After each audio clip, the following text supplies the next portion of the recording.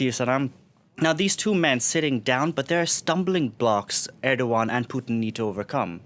Interestingly, Delano, the relationship between these two countries is of great concern to the West because you have Turkey, a NATO member in partnership with both Iran and Russia in Syria. But of course, as you just mentioned, it's not all rosy. On the one side, you have Ankara, which is calling for a ceasefire in the province of Idlib, citing the potential humanitarian disaster, even echoing at times the words of the United Nations.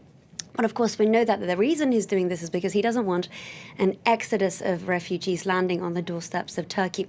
Now, on the other side, you have, of course, Tehran and Moscow, and they are very committed to this military action, to retaking Idlib, to propping up the regime of Bashar al-Assad. So you have those immense differences, and also looking at the relationship between both Erdogan and Putin. They met last time in Tehran with their Iranian counterpart, Hassan Rouhani, and you had Erdogan making some mistakes, making gaffes, and Putin actually ridiculing him. Now, all of these differences aside, we see that this is the third time in 3 weeks that these two leaders are coming together, and frankly, we need to really focus on what they need to achieve here. One of them is that the fact that they need to agree on separating the terrorists, which is what Iran and Russia want to fight, from the rebels, which is what essentially Ankara is trying to support. And they need to conduct what they're referring to as ground anti-terror operations. Delano, lastly, it's not all about Idlib. We're hearing from observers that the Russians are saying they do want to maintain their business, economic ties with the Turks. So that's why there's so much work going into this. Now, Sanam, every battle that we've had in Syria over these 7 years, we've always been saying, could this be the final battle?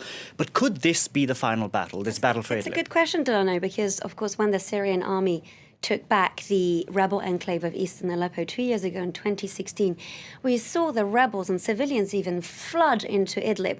Later, we saw an attack by the Syrian government on eastern Ghouta. The same thing happening. The rebels and the opposition groups were bussed into Idlib. But of course, now it's Idlib itself that's being attacked. So there's nowhere else for these guys to flee to.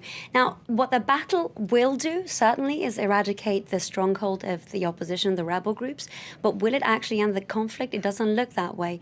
That doesn't mean that it won't be a victory for Bashar al-Assad, who's certainly trying to retake most of the territory that was taken from him during this ongoing conflict. But it comes, of course, at a great loss. We're talking about the potential use of chemical weapons, and as we've heard time and time again, it could be one of the worst humanitarian disasters of our time. We could see the displacement of hundreds of thousands of civilians, so the costs are extremely high here.